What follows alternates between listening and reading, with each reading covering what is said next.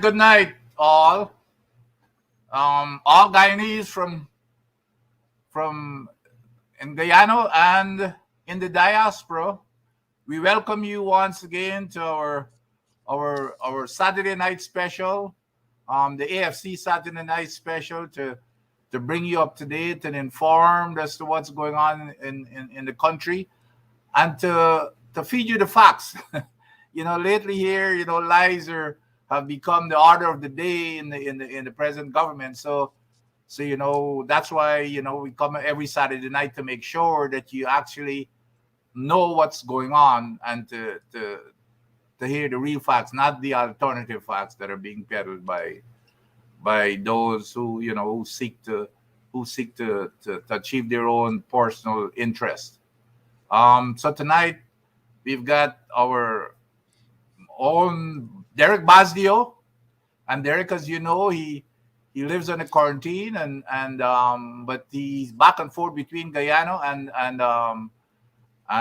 the USA in Florida. And then of course we've got Ewart Marshall, and Ewart also is a member of the diaspora, but we all have interest. And then of course I'm Vincent Adams, and I'm also a member of the diaspora. So you're gonna get a diaspora flavor tonight, but still with the Guyanese interest in mind. So again, we're gonna start first with Mr. Basio. Tell us what's on your mind, Derek, and to let the people know what is going on there in your neck of the woods in the quarantine. I mean, you mute. Take off your mute, Derek.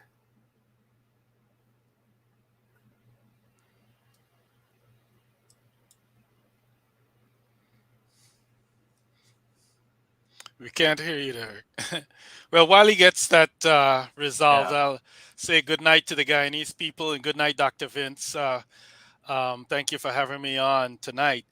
Sometimes people wonder why the diaspora, Guyanese in the diaspora, are so interested in what's going on in Guyana. And, I'd like to remind everyone that, whether or not you live in Guyana, if you were born there, you certainly take an interest in what's going on in the country.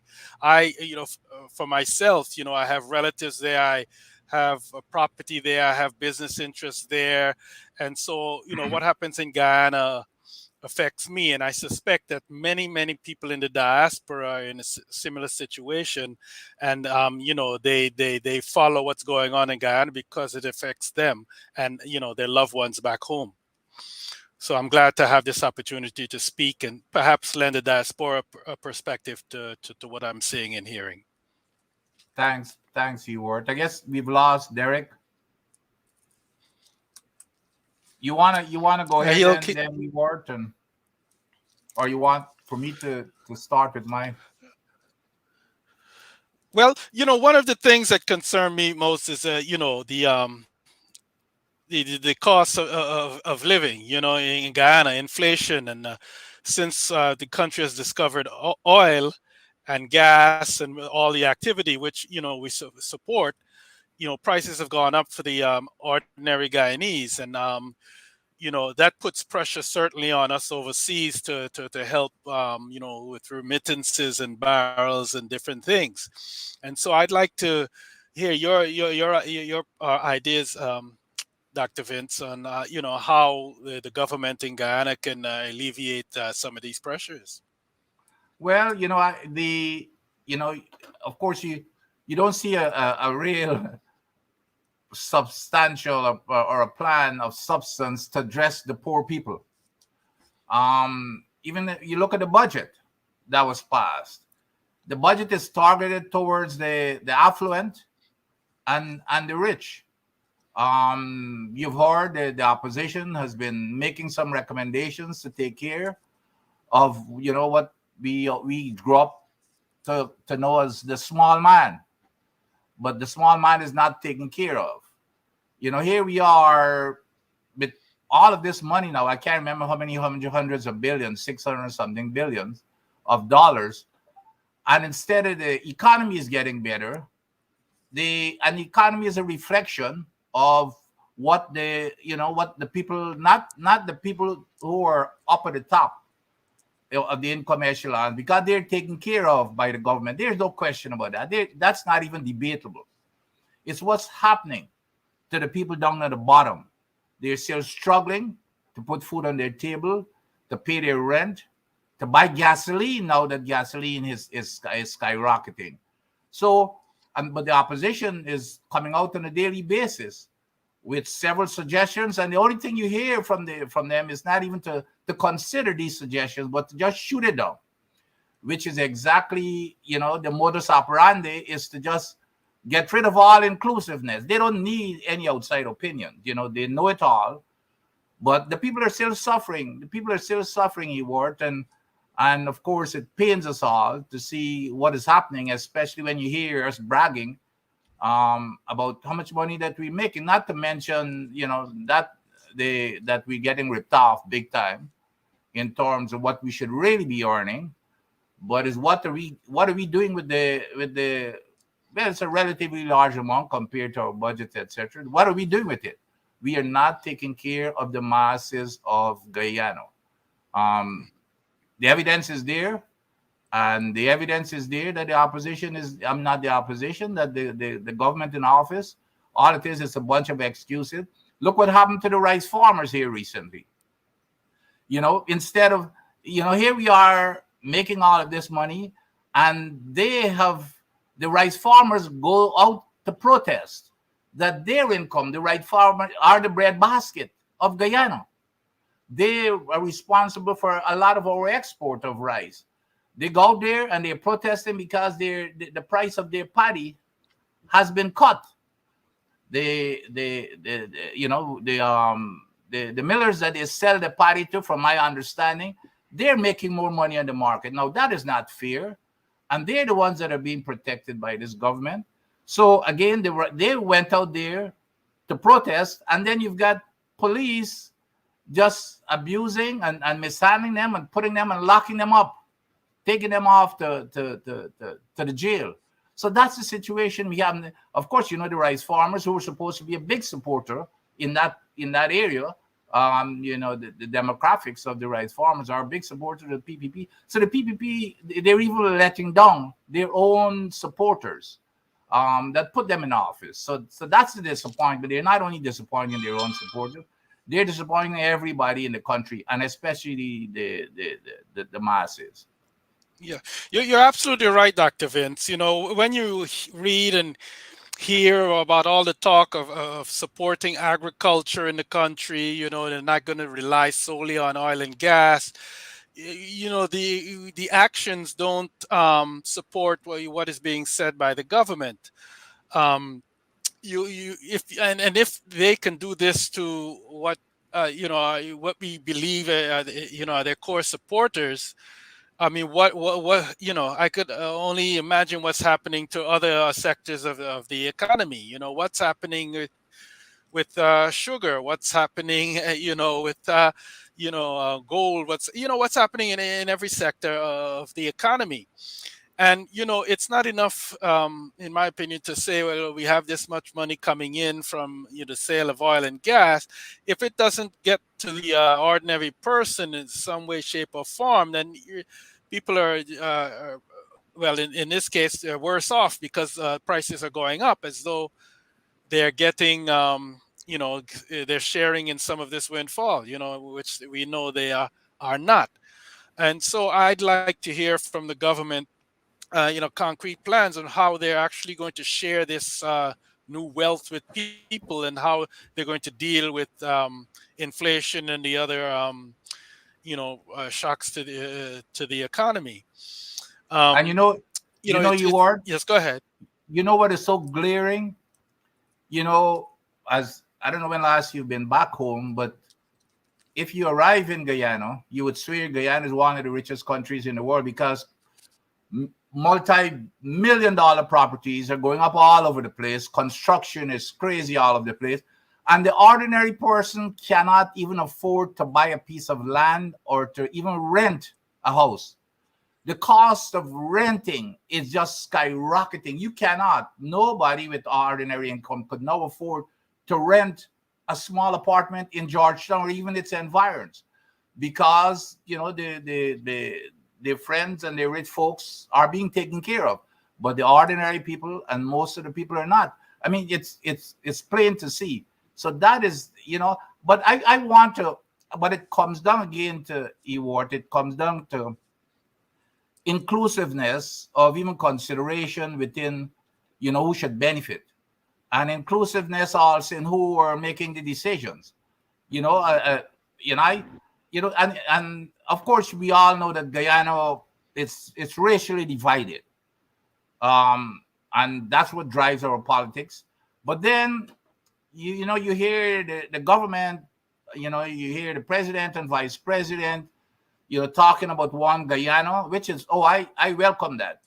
Um, but then their actions does not exhibit what they're talking about. I was I was really disappointed, for example, with the vice president in a recent interview and in criticizing me for identifying or observing some things that are happening at the EPA, which I thought it's not in the best interest of the country in terms of what's in the permit, and they're not carrying on. The vice president got up. He said, "Well, we're doing this. Not only me, but everybody who's criticizing the EPA. They're doing it because the guy who runs the EPA is Indian." Now, to me, that is just fueling this racial divisiveness in this country, whereas the vice president should be even, trying to unite the country. So that's the kind of divisiveness that is, sowing you're sowing the seeds of racial divisiveness instead of bringing us together. So that's part of the problem in terms of really not having unity. You should not be pulling the race card on the nation. And then, of course, the emasculation of Mr. Patterson's motions for the, as you know, the full coverage insurance, which is critical to the Guyanese people, and also on the flaring, which is also critical for the Guyanese people. Both motions were presented to Parliament by Mr. Patterson, and they just emasculated it. No inclusion. They don't want anybody's opinion. They're going to do it by themselves. The NRF, the National Resource Fund, today I just saw the most egregious statement that I've ever seen. What the vice president said, Derek,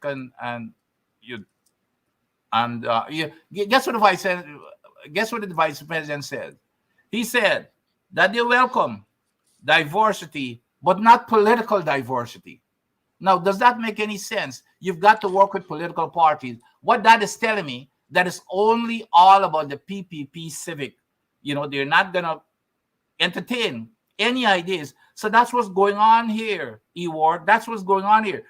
He made it clear today that they do not want political diversity. That's a quote. He may come back, knowing this guy, he may come back and said he was taken out of context. That's the person he is. But so that laid the foundation and tells you exactly where they're coming from. They have, they don't want anybody else to give them any opinion or ideas as to how to move the country. And then, of course, the oil and gas conference, probably the biggest conference we ever had. Again, they decided that there weren't anybody who do not support them who were qualified to participate in that oil and gas conference. One of the biggest conferences we probably gonna ever had, and one of the biggest conferences that would impact the economy. So those are the kind of things, Ewart, that this whole inclusiveness and racial divisiveness. And by the way, I've told him this many times. I want to remind the vice president that when he accused me somehow of because I'm attacking somebody because of their race, I want to remind that my mother is Indian. Okay, my mother is Indian, And most of the people who are also criticizing the EPA are also Indians.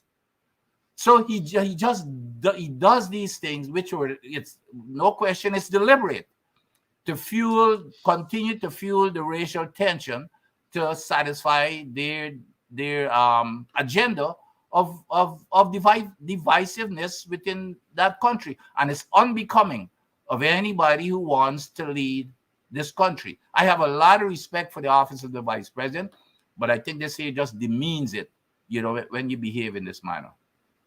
Yeah, well, there's no question about it. Whenever this current government in Guyana has their back against the wall, they come out and play some sort of race card or something like that. So talk some dog whistle, as they say. Use coded speech and language and suggestions in order to exclude half the population in the country.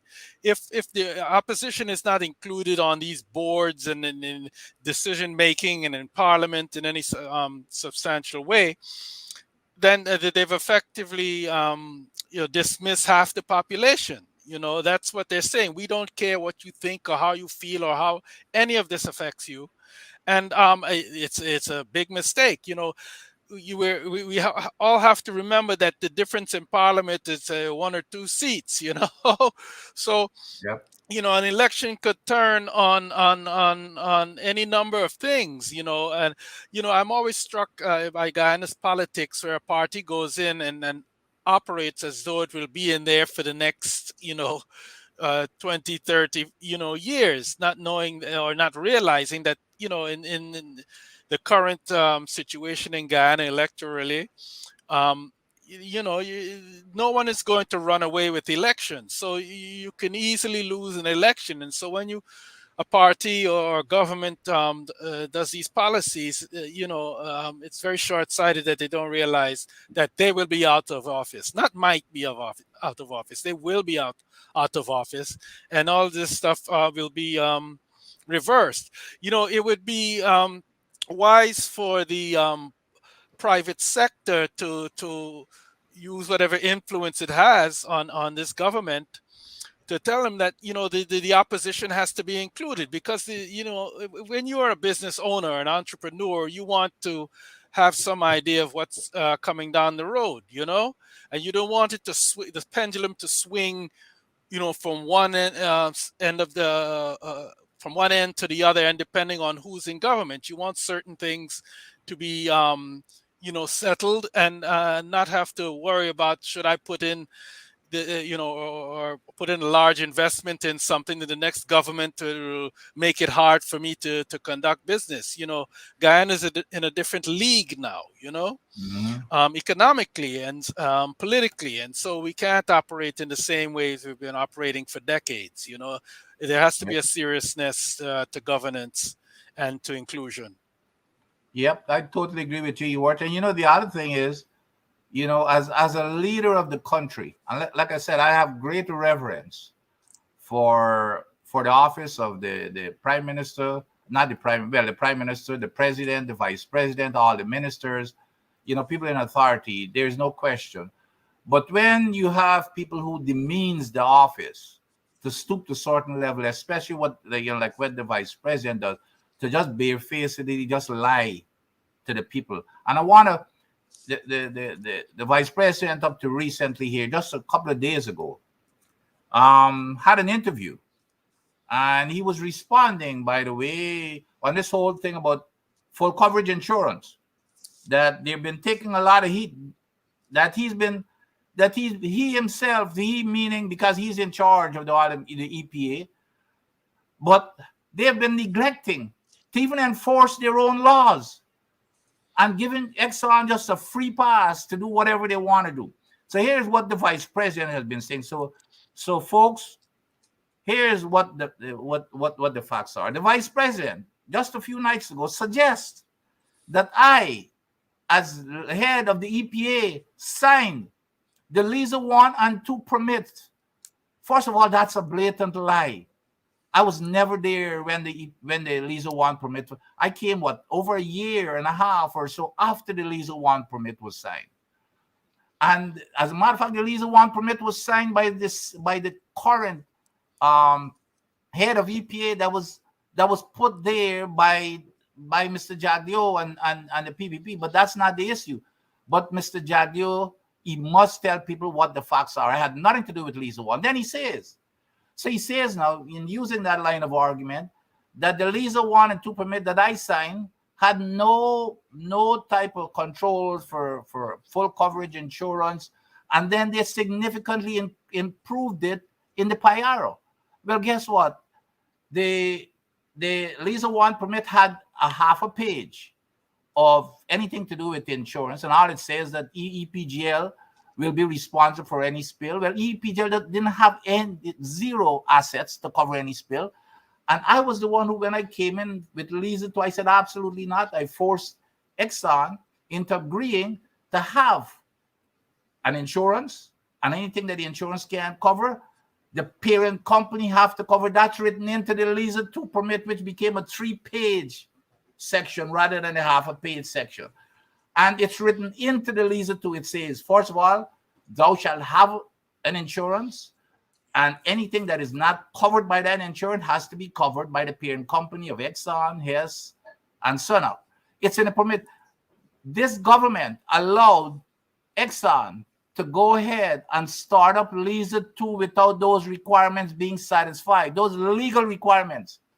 So I don't know if he's being slick and trying to divert attention from that type of a lawlessness that is going on there, where they're not even enforcing. In the Payaro, he says, well, they improved the Payaro. The Payaro has exactly the same language in Liza 2 that I put into Liza 2. The Payaro language did not change. So all of that is a bunch of lies. The vice president has another thing. He talks, well, they're treating the water now. When I was there, they never treated the water. Well, I think he ought to apologize to Exxon, because I would have been really pissed off if I was Exxon and he's saying that I wasn't treating water, because the international standard required you to treat the water. But the thing is, you're not treating the water. And I don't know if it's just true ignorance that the vice president is speaking from, or if he's misinformed. But the only requirements for treatment is to make sure that the oil concentration that you dump into the ocean, this is from produced water with the oil, it goes down to 42 to a certain concentration, which is, if with a large volume, with a small concentration, you're going to get a lot of oil being dumped into the ocean. As a matter of fact, with the billions of barrels of water that is expected to be dumped in the ocean, even after treatment, the cumulative is going to be hundreds of billions of barrels of oil being dumped into the ocean at 3 times the temperature of the ocean. So when he talks about treatment, but the treatment was there all the time. The language is just a small, so it hadn't been changed. That's not the issue. The issue that I changed, I said, no, you're not going to dump water into the ocean. You're going to have to re-inject it back into the reservoir. You're not going to pollute the ocean, destroy fishing, and destroy the rest of the Caribbean economies. What he's saying, well, they're treating water now. That's nonsense. It's a big, fat lie. The treatment of water has always been there, and Exxon can tell you that's the international standard for treating that water. However, that water still contains a myriad of toxic and hazardous chemicals, heavy metals, mercury, lead, all types of metal, and radioactivity. That's the water we're dumping into the ocean, and this president is defending it. The issue, when I was there, I demanded that they re-inject that water. Not only me, we set up a committee with the EPA, the GGMC, the Department of Energy, and the same Canadian company that they hired to put together the Payaro. We all agreed unanimously.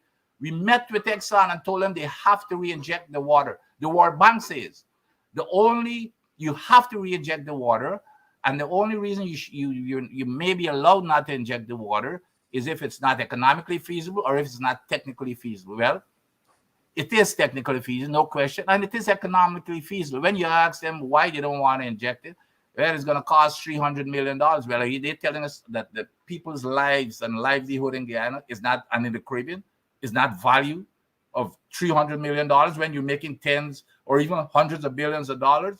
Then, so that's not a big fat lie, because we said They have to re-inject it. We met with Exxon. We made the decision. We told them that's what they've got to do. And as soon as I left in August, in September, they signed off the PIARO, eliminating that from what was going to be in the PIARO. So these big lies that the PIARO has been improved, the PIARO has the same exact language as the LISA 2 that I put in there for the rest of the stuff, except I was changing the PIARO to include re-injection rather than dumping of water. So the third thing that the vice president mentioned, he goes around talking, well, we have cradle to grave. The vice president would even know what cradle to grave means if it hits him between the eyes. I guess it rolls well on his tongue, so he likes talking about it. So here what cradle to grave means. It means that Exxon, here's what Exxon was doing when I arrived. All the waste, all this toxic and hazardous waste that they were generating, they were handing it off to their treatment facilities, such as Tiger Tank and the rest of the folks. They were handing it off and then just wiping their hands of it without any responsibility. I said, absolutely not. You will be responsible for that waste from the time it's generated to the time of final disposal. On top of that, every one of these treatment facilities have to have what is called a waste acceptance criteria, meaning because when let's say Exxon sends waste to Tiger Tank. Tiger Tank treats the waste with lots of mechanisms. One of those is like incineration. You have got to show that your equipment could handle that waste that you're receiving. But that was not happening. So that's what the waste acceptance criteria. You cannot be designing an equipment for treating, let's say, just name a waste, mercury or some hydrocarbon, but your system is not designed for that. Or you cannot be sending solids to be incinerated or treated, and your system is not designed for that. So you've got to have a waste acceptance. The burial site at Higgs Bush has to have a waste acceptance criteria. And that's a different discussion because that landfill is totally inadequate. And I told them beforehand that I was not going to permit it. They don't have a double liner, which is required. That the bottom of that thing is only 6 feet or less from the groundwater table. So there's nothing protecting it besides that 6 feet, which is absolute nonsense because you normally would have 50 feet of clay plus plus 2 liners. So this whole cradle to grave thing, and I was the one who brought it to Guyana and to the EPA. Nobody knew anything about cradle to grave. None. I was the one who taught my staff. I was the one who wrote the letters to direct Exxon to in terms of the procedure and how you put together the plan to have this cradle to grave program. So when he says, well, now we've got a cradle to grave, he's taking credit for everything, and he knows that it's just like what you remember when this whole flaring thing had come up several months ago, since last year, and then he decided to lie again by saying, hey, my hands are tied. When he got cornered and he didn't want to stop Exxon from flaring, he said, oh, my hands are tied because Vincent is the one who gave them a 14 billion cubic feet of gas as an allowance that they can flare. So when I challenged him in the newspapers, and I challenged the media to challenge him to show them where that 14 billion allowance is. He said it's in the EIA. I challenged him. I said, go read the EIA. So when they caught Exxon now in a press conference, Exxon said, who, me?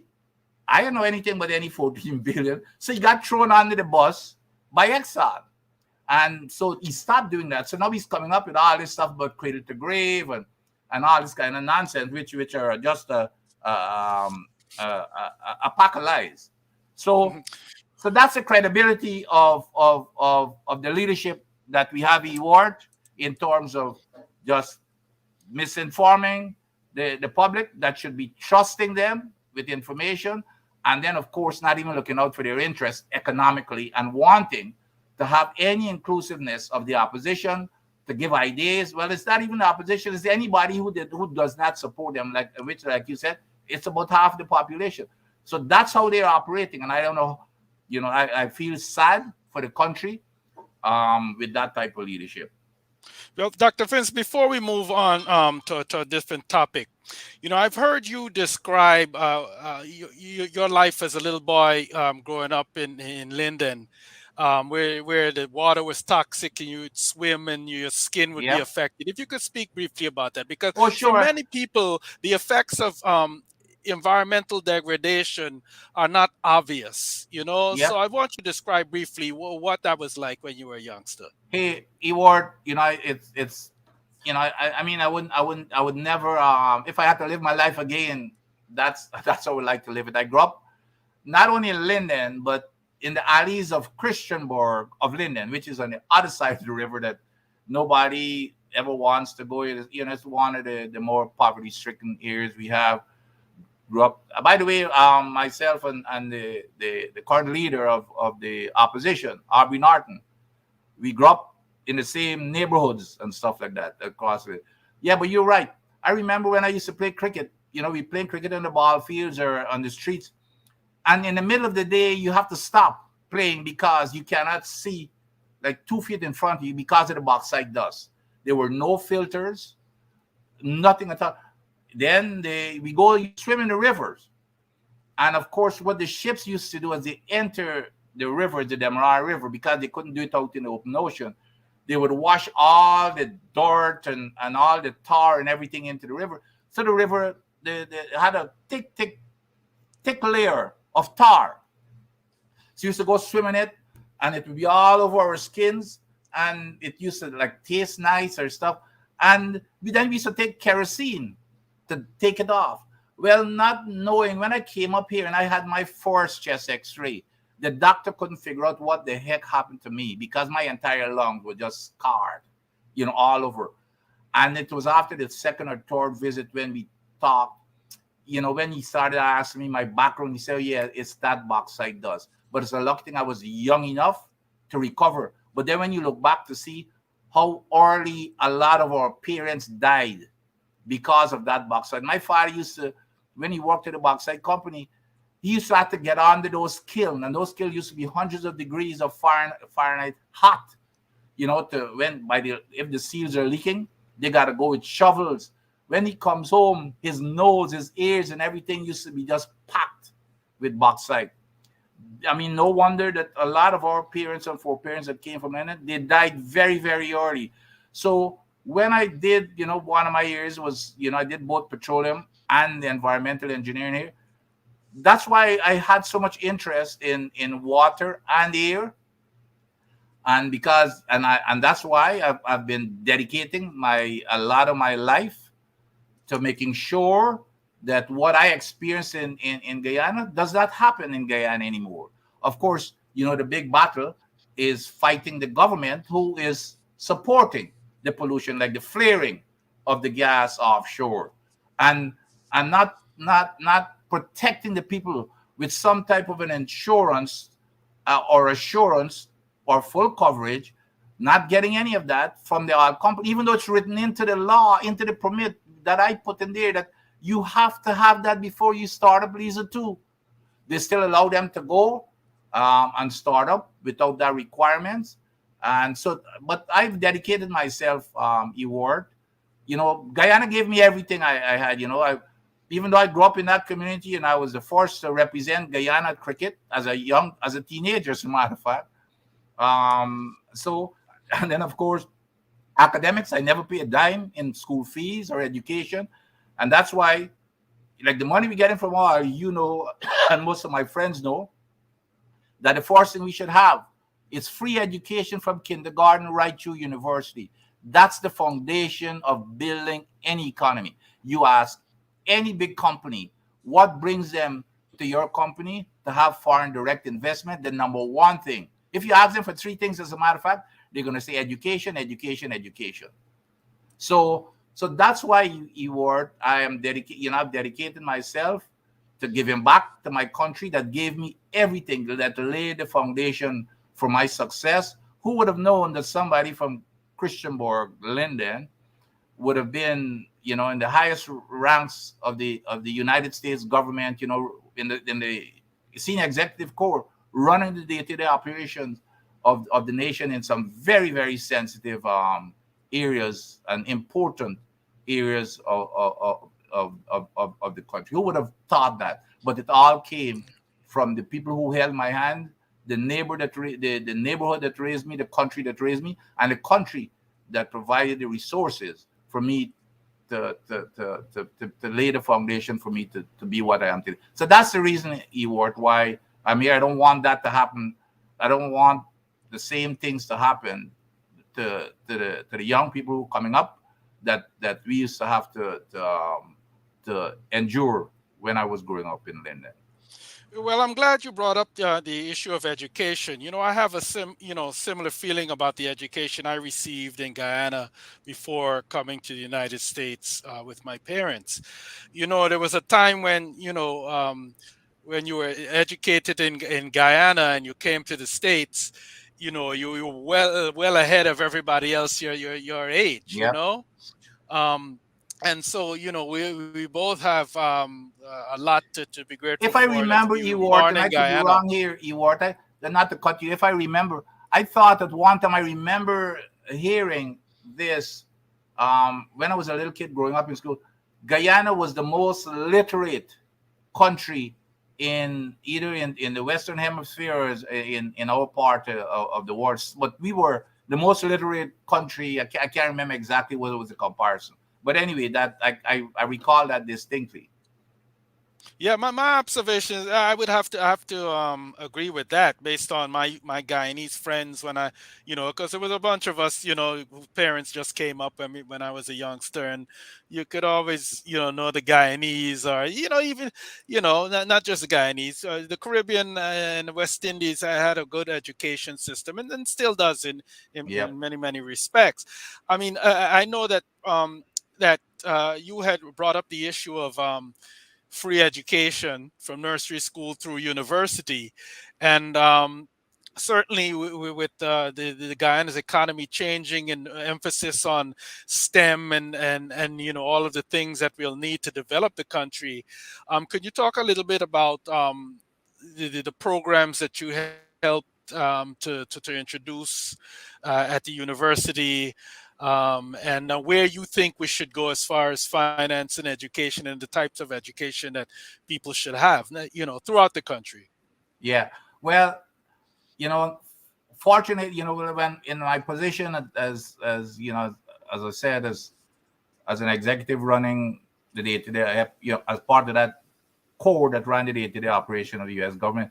When we had that major downturn in 2008, the world, economic crisis, we were required, those senior executives in my agency, the U.S. Department of Energy, we were required, and this was under the Obama administration, we were required to go to MIT, Sloan Business School, arguably the best business school in the world.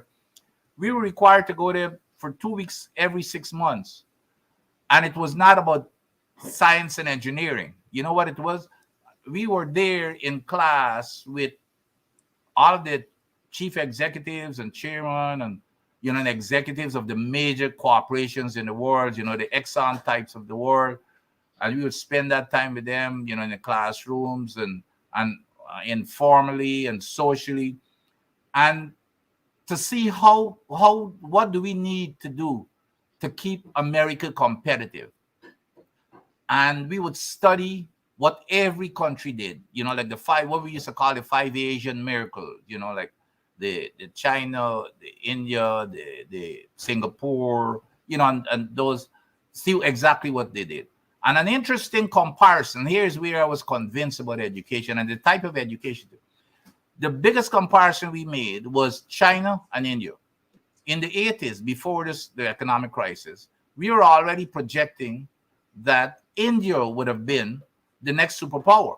So we were, looking at India and see how, and the reason was it because if you go back and look at all the textbooks and the traditional training, it will tell you infrastructure, is what drives economies, foreign direct investment, because every economy, I mean, India, China, and all of those, if you look at their economies, the rise of their economies is directly related to foreign direct investment. So we said, okay, India will become the next superpower because they have 10 times, and there's a way of measuring, numerically the infrastructure. So we looked at it. India had 10 times the infrastructure as China. And when we started seeing China taking off, it puzzled everybody. So when we were at MIT with all of these executives from business and studying, what MIT, what the school business loan came up with, what we found, it was about education. It wasn't infrastructure, as what the traditional text would tell you. But then the question became, because when you look at the education, India, the illiteracy, not the literacy rate, the illiteracy rate of India was 39%. You know what it was in China? 9%. And then we started saying, well, okay, how is that possible? Because India has some of the best tertiary educations. I mean, the India Institute of Technology is just as good as MIT, or some argue it's even better. But India was focusing on that top level tertiary education, whereas China was in the middle,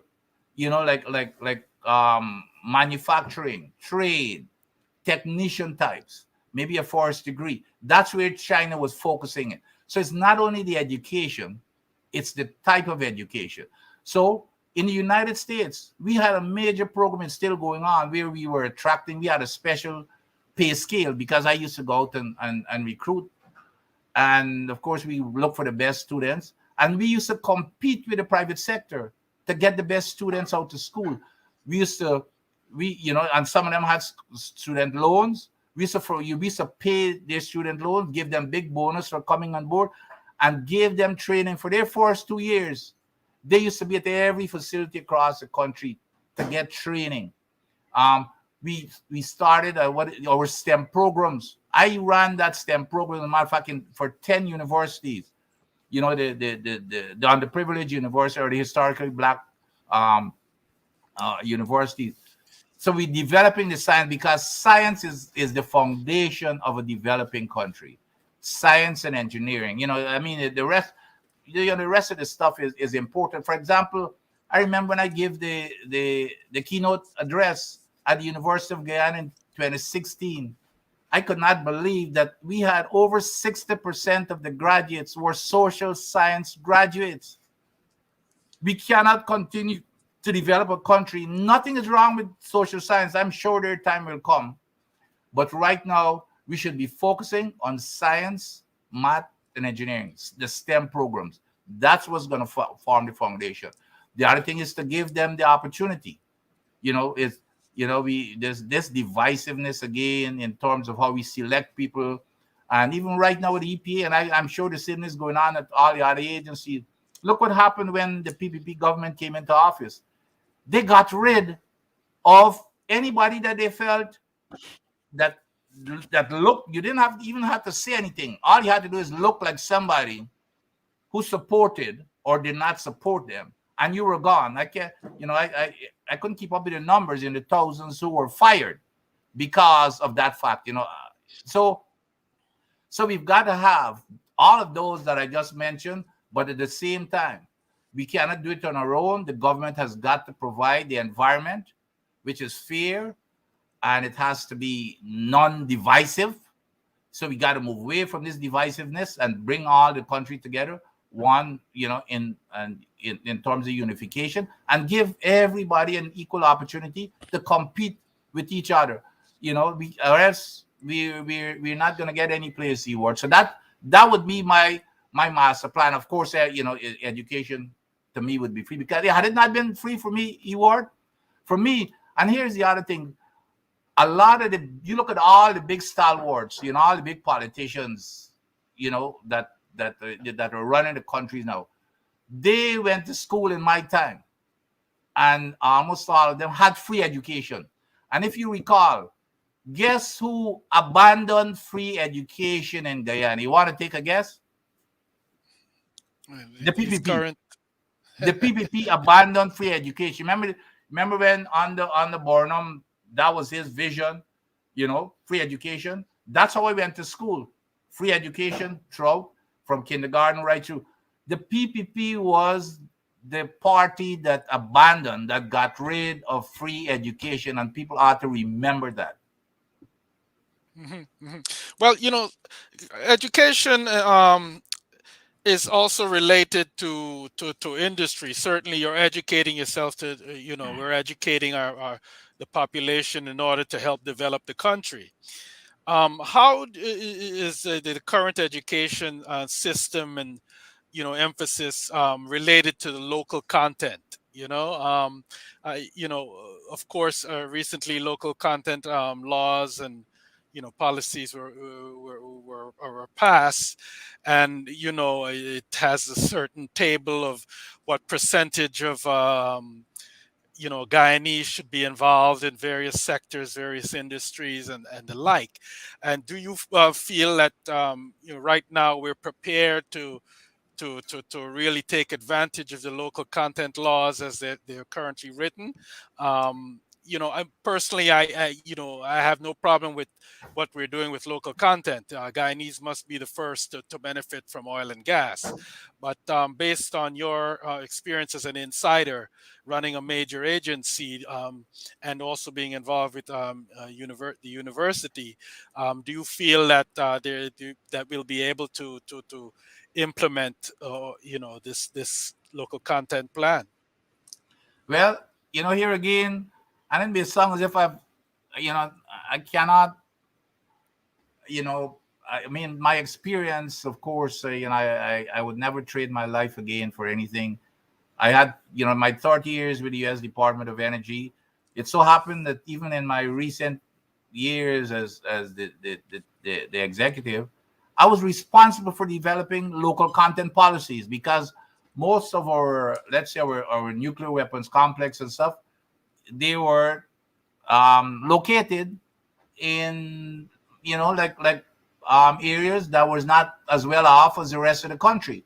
So we had to develop local content policies and programs and hold the contractors accountable. So Ewart, my point is here again. We can go back to what's going on with Exxon. It's undebatable that the government is not holding Exxon and the mining and whoever else accountable. But they want. I just noticed here up to a couple of days ago, they're now talking about tightening. You know, giving people who probably break traffic laws. They're tightening up on traffic laws. You know, again, the small man always getting the short end of the stick. I just read, might have been 2 or 3 days ago, where they're looking at laws now to tighten it up on people who break traffic laws. I mean, imagine that. But they're not enforcing the law from Exxon, who's starting up without meeting the requirements of the permit to have full coverage insurance to protect the people, to protect the fishing industry, to protect the rest of the Caribbean if something happens. Because if something happens, where's Guyana going to get that money? It could run us into bankruptcy. So I don't care. It's a nice thing, Eward, to put stuff on people, to hoodwink everybody into believing, well, here, we've got something here. You look at it. But if I don't know if you've been following the news, that our own people, we've been getting less than minimum wage. The people who are coming in and from the foreign, coming in with foreign companies, when their salaries are compared to us, I can't remember in the time, but it's like 10. I might have missed the number, but it's a major, bigger than way far. Even though we're doing the same work, they're making much more. We could not even sit at the same table with these people to have a meal. Ewart, the Guyanese people were getting leftovers. We used to call it left. That's the way that they're being treated. So all of this stuff in the local content, when you see Gawu of all complaining and fighting this issue, we have got the problem. So all this, as to hoodwink and blowing smoke and impressing everybody that we've got local content and it's written in the interest of the people, put your mouth, what's the jargon there again? Put your money where your mouth Put is. your money where your mouth is, exactly. But don't it or walk the talk, But that's been the modus operandi of this government. It's just to fool people, to lie to the people, to promise them Again, where's the 50,000 jobs? Did you remember during the election campaign? What was their biggest slogan? We will provide 50,000 jobs. Where is the 50,000 jobs? Where is it? I think they even said, I could be wrong, and I stand corrected. I thought they even said within the first year or something, you know. But nevertheless, where is the 50,000 jobs that they were supposed to have created? So those are the kind of thing you want. It doesn't matter what you put on paper, um, in terms of this local content. It's what are you doing? You're not enforcing the law at Exxon to protect the people. You've got the people who are working on these, this local content thing, the people who are working on these ships, they're being treated as if they're, like in the days of slavery, I guess, where they got to sit by themselves. They got to eat the left, whatever is left over from it. And then their wages are many, many times less than the other folks who are doing the same exact job. So, so that's where we are. We need people who can, because here's the other thing. Here's the other thing, Ewart.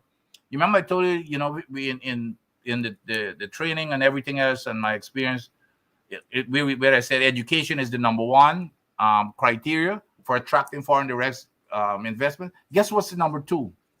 Following the rule of law. That's what attract foreign direct investment. Infrastructure comes stored. Following the rule of law is number two. It's that important. And if the government itself is not even following the rule of law, I mean, what is the country? I mean, where would the country stand in terms of attracting foreign direct, in investment? So we are going in the wrong direction. And the sad thing about it is that the government does not want any input from anybody that appear. You just have to look as if you don't even have to say anything. You guys got to look as if you're not a person who support them. They only have a one-seat majority in parliament, and the way that they're ruling is as if they've got, probably 20 seats majority in parliament. So they really don't care, and they don't really, they really don't care what they do. And their tactic is that they're gonna get criticized all the time, but somehow it's gonna go away. People are gonna forget about it. But we cannot Well, allow people to forget it. That's the reason why we're having these programs. wow. I'm going to come full circle around to what I talked about in the beginning with regards to the diaspora and people in Guyanese in the diaspora being affected by what happens in Guyana.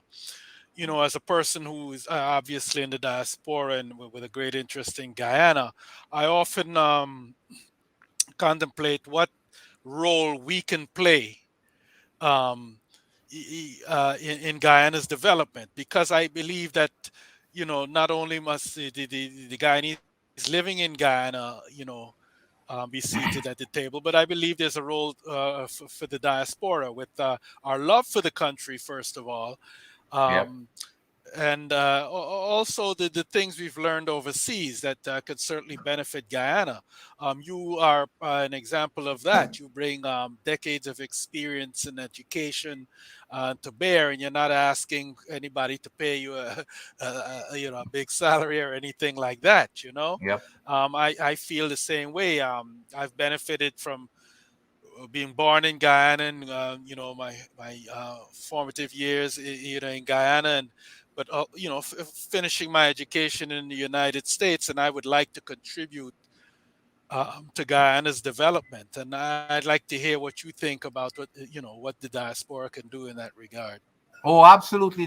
And I there was several months ago last year, I think it might have been last or the year before. There was a front page article about me, and it's about the diaspora and the importance of its involvement. It was a front page article. It might have been in the Starbuck News. I've made done a lot of interviews, even with the Wall. I think it was the Wall Street, or it was one of those international newspapers on the subject. And I believe to my soul that it's so critical to Guyana's development.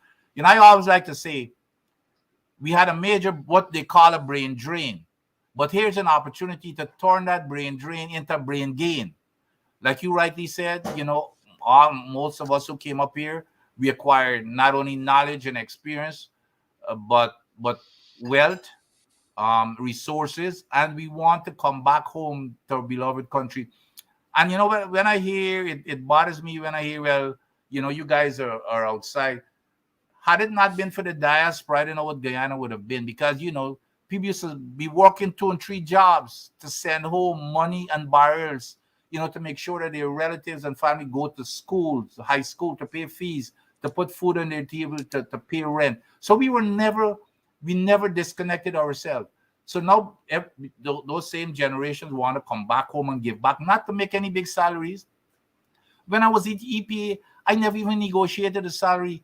I told him my main thing was to come back and give back to the country. And, like Joe Harmon, I remember every time Joe Harmon used to give a speech, we used to have to go. He always just say, hey, well, this is one guy that we cannot afford to have him here. And you would not believe, the salary that he was making, etc., compared to everybody, especially the people that the PPP used to hire, in terms of what their remuneration is.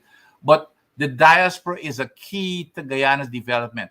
The thing is, the other thing that I experienced when I went back to Guyana, the buzzword was a consultant. We're quick to say we're going to hire a consultant. And as soon as we have said you got somebody who's coming from abroad, and they come, these people from abroad, they're no better than any Guyanese. I could find a Guyanese to fill every single position or to do anything, to provide any expertise to the Guyanese people. You name any requirement, I can find them. So when you have foreigners coming in, they do not have Guyana, their main interest. Their interest is to make money, and when push comes to shove, they're gone. Guyanese wants to come back home to give back and to really honestly do what is best for Guyana. So those are the people who should be coming, rather than those hired guns. I like to call them hired guns that come in. Like Exxon, for example. I have absolutely nothing against Exxon. What I'm mad about is the government. Because if the government stand up and tell Exxon, hey, you know what, this is what I deserve and I should get, trust me, Exxon is a professional company. They're going to deal fairly with us. But if we don't demand what we deserve, their bottom line, they're going to make as much as their bottom line. You can't vex with them. So I'm not, Exxon is not my problem. But we have got to have a representative government to make sure that we have the right people. But instead of bringing in the best people from the diaspora, we stiff arm them and say, no, look, you remember Exxon give us a bill for 9.4 billion US dollars. We can't audit that bill. We're going to end up paying it because the 2 year has run out. And we said we don't have qualified people. Well, guess what, Ewart? A Guyanese firm in Texas send in an application, a bid for that contract. A highly qualified Guyanese firm send in a bid to do the audit. They can do it. They're qualified. Yet you hear the government say, but I guess what they looked at there, that the person seemed to not be a person who's one of their supporters. They couldn't even find the person's application at one time, or they claimed they couldn't find it until the person, the company started looking into it. They had the application there. Then the next thing you know, they never heard from them, as a matter of fact. And then the next thing you know, it's in, they say, well, we didn't find any company that was qualified. Nonsense. I know that company in Texas was qualified to do that audit, but they did not even acknowledge them that they exist, even though their application was in there. And because that company, again, this whole non-inclusiveness thing, they decided that, hey, they don't look like the company who would be one of our supporters. So that's the problem that we have. But the diaspora is a key part of it. But they push it. Well, look how many diaspora highly qualified. Look at Dr. Jadapat. Look at even though he may not be part of the diaspora, he was working outside the country one time at CARICOM. Dr. Bino, Mr. Ben, I think he was at the UN. So all of us in the diaspora, they don't want us, even though we've got valuable knowledge, they don't want us around. So it's a sad state of affairs, sad state of affairs. Well, we're coming to the end of our program, Dr. Vince, and I hope that Guyanese far and wide will take to heart what we've discussed here, and certainly there's a role to be played by the diaspora in Guyana's development because we love the country and we bring a lot of experience and expertise, and so I would encourage the government or those in power to consider the Guyanese diaspora in the development of the country.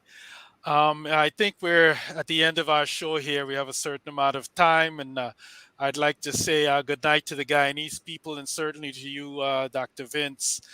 Yep. This is all food for thought, and we plan on taking part in the development of Guyana, and so you'll see more of us in the future.